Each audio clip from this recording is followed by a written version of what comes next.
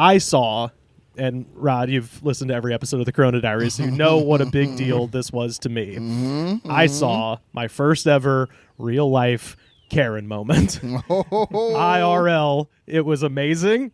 So I landed in Buffalo, New York at 5:30 in the morning, and the rental car place opens at 6. So I get to the rental car place. It's 5:45. I rented from Dollar. There is a big desk with no one behind it. One side of the desk says Dollar. There's a register below that sign. The other side says Hertz. There's a register below that sign. There are signs that say Dollar line forms to the left, Hertz line forms to the right. So I get where I think I'm supposed to go. There's a huge line for Hertz. And there's a couple in front of me. These will be the Karens in question. And so we're standing on the Dollar line, and there's like one of those seatbelt velvet rope things roping it off. And I just figured somebody from Dollar is going to come out and, open up the line at some point. And the big line forms behind Hertz, and a lady wearing a Hertz uniform comes out and gets behind the computer, logs on, and then says, the first person comes to walk up, and she goes, "Are you renting from Dollar or Hertz?" And so at this point, me and the couple realize, oh shit, there's only one line. Hertz and Dollar are the same thing. It's a little annoying, but whatever. So I go to the back of the line, and then the couple stands right in front of me. And I was, still half asleep coming off a plane and was just a little miffed. The couple in front of me was fucking furious. And again, it's 6 o'clock in the morning in Buffalo, and they are just like, we are going to be late. We're going to be fucking late. And I was like, where do you have to go at 6 o'clock in the morning in Buffalo if you don't live there? Where? Pray tell. There's a grand slam to be had. I was like racking my brain. I'm like, I can't think of a single thing you need to be in a hurry for if you're vacationing in Buffalo. I'm sorry. It's not like you're missing, Niagara Falls is going to be there. It's going to keep going forever, probably. Yeah. Have you not heard about the NBA's new the playoffs start at 8 a.m.? They do playoff games at 8 a.m.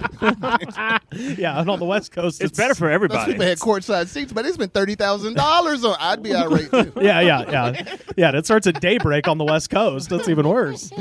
And so we get up to the front, and they're just fucking buzzing. You could tell, like, they were kind of like doing the like real close to each other and just getting more and more pissed. And the lady, who I should say was about my height, so straight up about a 6 foot tall lady, soon to find out Puerto Rican, as she will address herself. This is trouble. Huge hoop earrings, very, very tight, hair pulled up tight. Like, all that is to say, like, if you have any survival instinct at all, you do not fuck with this person. Yeah, especially you don't want to fuck with a 4'8" Puerto Rican woman. Yeah.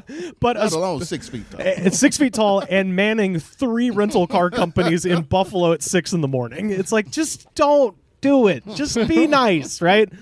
The lady comes up to the front, the couple in front of me. The lady pulls out her phone and starts filming her, and she's just like, "We followed those signs, and they said to point over here. Now we're going to be late."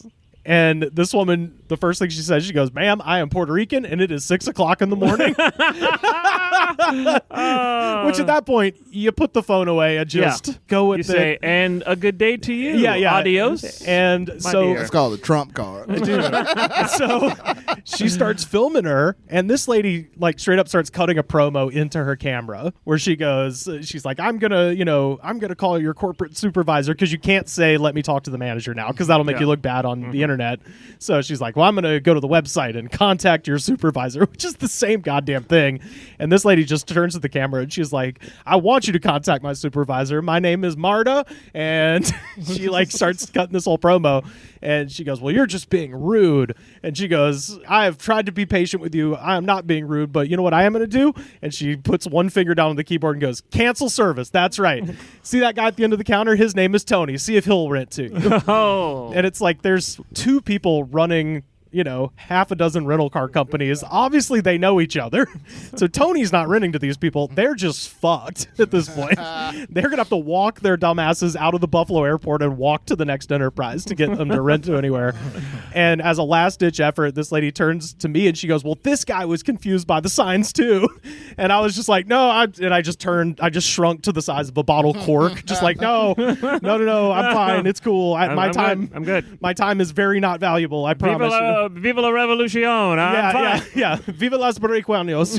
Whatever. There is absolutely nothing worse than somebody who's in the wrong and a complete stranger to you trying to rope you into their side. Oh, yeah. And then just the saddest little moment, the husband pulls out his phone to start filming too, and then she puts hers down, and he's kind of just sitting there with it, and then they just kind of like slough off. Like, that was it. I get up to the front. Shout out to Marta. She was awesome. She was like, I'm so sorry you had to see me like this. And I was like, it's fine. Don't even worry about it. She goes, you know what? Your car actually is full of gas. I'm going to mark that it's empty just for understanding. I was like, thank you. So she hooked me up with a free tank of gas. Nice. Fuck yeah. Yeah. So shout out to Marta at the Buffalo airport. I'm sorry those people were dicks to you. Yes. But she should get a raise. yeah. And a ring. Running 2 goddamn companies and having to deal with this shit. It's like, dude, you're in Buffalo. It's fine. Whatever, man. There's nothing that's this important. But I did get my rental car. Follow up to a previous episode with Narado. I drove to Rochester and went to the grave of Sam Patch, who we covered at great length. He's the most famous person in that graveyard. Yeah, the GOAT, the all-time GOAT. Listen to that episode, one of my favorites of all time. America's Daredevil. Yep, very first professional daredevil in American history. Buried right there in Rochester, right near Lake Erie. Founding father of Jackass. Yes, yeah. Ye old jackass, I think is what we called him in the episode. George Washington. Jackass.